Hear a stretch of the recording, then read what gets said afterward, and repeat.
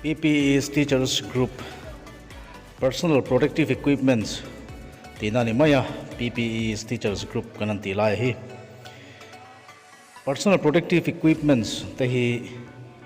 enge mochen hi thui chopa loin ma khwa dan kong om ta kin tin helai tlabunga hian puan thui thiam mi thanem ngai then khat te chuan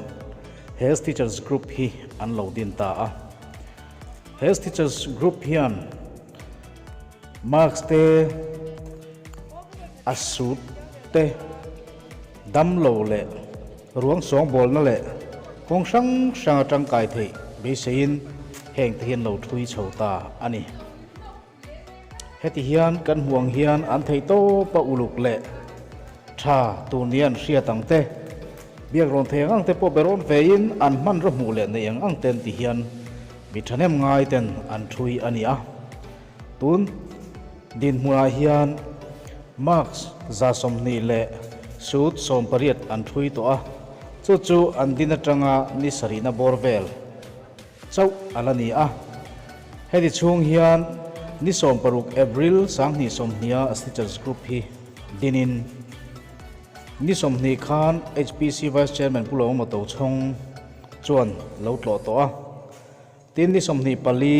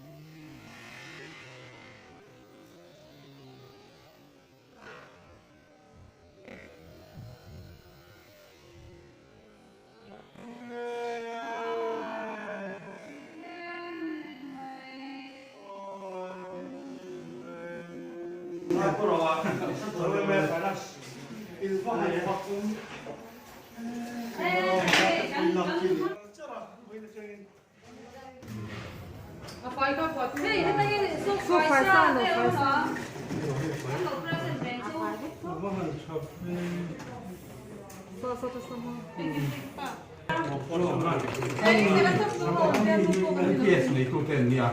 Ni usahakan nanti duduk ni. Sama anak college principal ni ya. Ni dah ni ni cuma nama ni.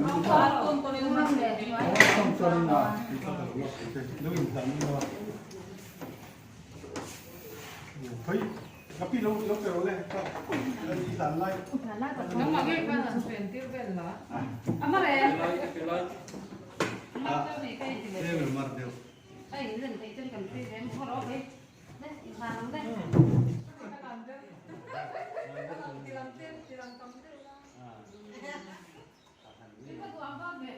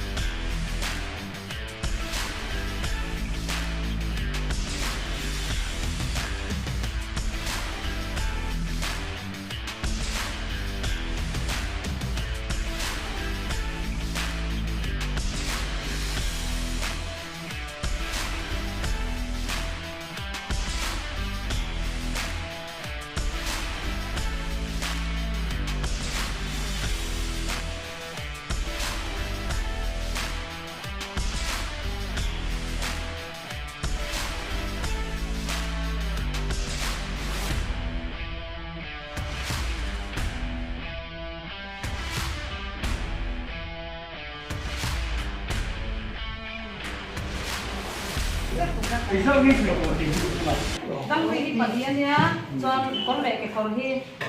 sồn bớt sạch số là đi lấy cái xem ta cũng bị giống như vậy hey đi ta sồn sạch thế đi cả là thế đi cả gì mà à chú nó mà thùng thùng cắt thuốc hàng mà sẽ thế này mang thì cần gì nữa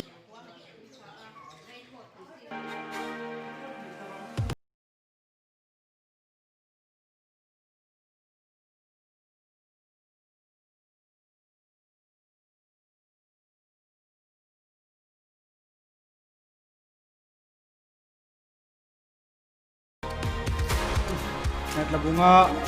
wan thui then khat ta chuan malak ran nei me ga ri helai hian ti bidal rin liani ti ma pui a oma mi hi lai ngai tu na lo senga bul lo tan tu hei sarang le nge morem chang chi ta tian han thui pop pop maya e hei hi rom ngai a chanem ngai na helai wan thui chen khat te na intel kho ma in din chawnin ka lo sia helai in din chawna ril du le tu na in din bul le in then chin lai in malak saudan en ning sil them kalau ne nya hi kini kwa hi border area kan dia bang hianin he sile di Bangladesh tam tak dia yang to bang hian la ko na sa ka kan dia chuan ni song ka ru zan khan chian za ho in tel khom khanin wan thui ho ka kan in ron khoma group te din deila PPE te thui deila amamo na tia amana tang kan pa dang dia la border area din thui ho te kan pe anga dan toila hospital tu te kan te ba nga kan tia kan in ma la de ba nya kan tia chuan kan han thui tan de oi tu dia sum nei sa kan nei ka wa a tu le kan tho kho ma kan te ma ra te ni thai ma ke in ron te se la kan don le me ma ni ta bo ya ni se ngai tam ta kan don ti kan tia an tu ma kan don le me ma ni un den hona ya nen mi son ve lin kan thuya chuan hei kan kabunga puan thui thiam bera kan nei ve se ta ani hi bengoli ni a chu chuan in kan hen ngai takin min ti puya ani hian min sai saka chung chu ke ni hian kan lo puya kol hi pali kan ken ko ma kol ken lam pak ko hi a boi ka nga chin oma a chan chu kan thil thui hi a thui na zong zong su le te pin kan char le veka a korban ka elastic tai takin kan da ke kor tlang kan da boka nan na shikro de no thei turam derin kan in ha sei ve ne safe tura kan ngai ani wangin kan thui ta ni